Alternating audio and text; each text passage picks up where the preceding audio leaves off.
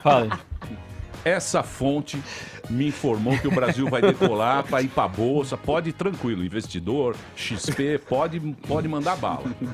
Você acha que a partir do momento que a economia melhorar, vai acabar essas tretinhas ou não? Não, as tretas são para sempre, amigo. Você acha? Com certeza. E o pânico também... Tem muita treta por aqui, é para sempre também. Isso vai fazer com que esse programa seja divertido sempre, porque sempre vão ter essas pessoas. O fato de a economia andar, se tudo acontecer conforme o esperado de certa forma, muito trabalhado para que aconteça pelo Paulo Guedes, pelo ministro da Economia, mesmo assim vai continuar.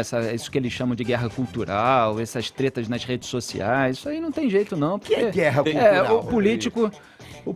vários políticos no Brasil acabaram se identificando muito com um lado de uma esquerda mais radical, uma esquerda mais centro-esquerda ali, outra direita, centro-direita. Isso, cada um quer atender a um nicho e falar mal dos outros, criticar os outros, falar mal no sentido de criticar, às vezes com argumentos legítimos, sensatos, às vezes sem argumento nenhum. Isso faz parte da conquista do eleitorado. Muitas vezes se explora na política o ressentimento dos outros. As pessoas têm ranço contra alguém e o político vai lá e estimula aquele ranço contra alguém, mostrando a si próprio como uma solução na política para aquele problema. Na tribuna você pode disseminar o ódio. O político, ele pode falar o ódio e atingir as pessoas, né? Porque você você ganhou esse voto do povo, né? Então é um bom lugar para você... Bom, começa que os parlamentares têm imunidade parlamentar, então eles têm uma margem, assim, para ser mais ofensivos com os alvos deles, né? Então, e isso acaba disseminando ódio também. E muitas vezes na política tem o cinismo. Permita discordar de você aqui, a questão de usar a tribuna para disseminar o ódio. O que é ódio para você pode não ser ódio para mim. Não, é uma questão de pensamento, eu sei. valores. Eu digo para você com palavras do nosso querido Abraham Lincoln. O Abraham Lincoln dizia o seguinte, ele falava: meus amigos, uma casa dividida não para em pé. Mas isso a Bíblia já dizia antes de Abraham Lincoln. Então, um reino dividido... O próprio Abraão falando. Você sabe disso. Sim. Você é o homem... Então é o seguinte, eu digo para você o seguinte, quando é que vai chegar quando é que vai ter um acordo? Fala, beleza, vamos fazer um acordo, vamos pensar no país. Veja, eu estava comentando isso. Você acha que nunca vai ter isso? Eu comentava isso agora há pouco ali fora com o Felipe, né, falando sobre a democracia. Foi Churchill que disse que entre todos os governos conhecidos não havia nenhum pior do que a democracia e também nenhum melhor do que a democracia. Melhor por quê? Porque a democracia é a liberdade. E não existe nada mais valioso e mais caro para o homem do que a liberdade. Só que ela tem o ônus. E qual é o ônus? A liberdade de todo mundo falar o que quer, de pensar o que quer e de lutar por aquilo que quer.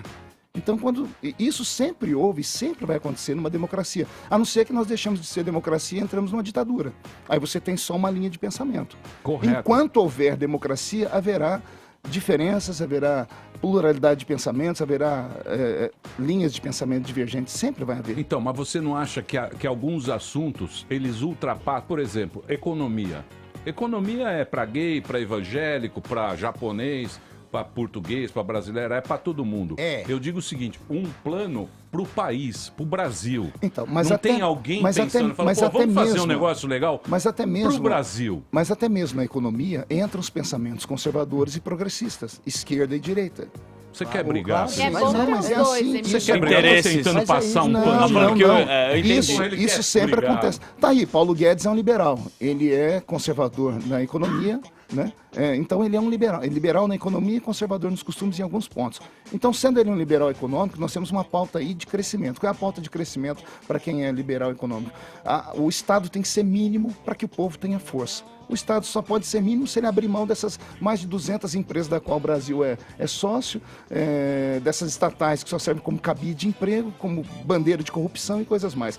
Aí vem o progressista, que é a esquerda, diz, não senhor, o Estado tem que ser forte, ele tem que ter várias empresas, o Estado tem que comandar tudo. Então, até nisso entra a divergência da esquerda e da direita. Né? Sempre falam esquerda e direita, o pessoal diz, nós não somos esquerda, nem não somos direita. É impossível, isso é folclore. Todo mundo tem um pensamento, ou você é conservador, ou você é liberal, ou você acha o meio termo entre os dois. O cara normal não é. Mistura tudo. No seu caso, você é o capitalista do capitalista, que para você é dinheiro. Mas todo mundo é assim, ô Feliciano. Eu sou diagonal. Assine o cheque. Feliciano, você tem que entender que todo mundo... Mas eu entendo. Todo mundo quer um país bacana, quer um carrinho, quer uma viagenzinha, quer ir para casa com segurança, pra isso quer um acontecer, trabalhinho. É simples. Para isso não acontecer, é muita coisa. Para isso acontecer, o Estado não é tem que casamento ser gay, mínimo. não é escola sem partido, é escola boa. Mas tudo isso, não faz, é isso, tudo isso faz parte é uma da escolinha democracia. legal. Tudo isso faz parte da democracia. roubando o legal. iPhone da gente é na normal, rua. Feliciano, é normal. Não tem essa treta. Tudo isso não faz ache, parte, não. tudo isso faz parte da democracia, mas tudo isso passa pelo pensamento político. Nós tínhamos um partido de esquerda que dominava o nosso país. Ele deu liberdade econômica por um tempo para todo mundo tinha lá sua cervejinha, o seu churrasquinho. Enquanto isso acontecia, que se explode os nossos filhos na escola, ninguém olhou para o filho na escola e de repente acabou o dinheiro, acabou o churrasquinho, acabou a cachaça, porque o dinheiro do país foi todo embora, fizeram mais contas do que o país arrecadava. Aí todo mundo começa a perceber, calma aí, não é só o dinheiro que está faltando, meu filho não me obedece mais. Então existe uma cultura por trás de tudo isso. Por isso que política é importante. Aí o povo votou no Bolsonaro. Pois bem, estamos a caminho. Não Bolsonaro está Deixa eu criando... fazer uma Olha só, pergunta. Bolsonaro, vou usar a Folha de São Paulo como fonte de informação.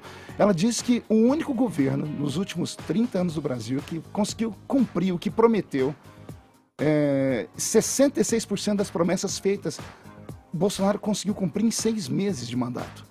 Bolsonaro é o único presidente da República que colocou 22 ministros sem negociar com o Legislativo. Aí sim, Guga, entra a história do toma lá da cá. Quem se lembra dos últimos governantes, ele fala assim, eu não consigo governar o país porque eu não consigo mandar no José Serra.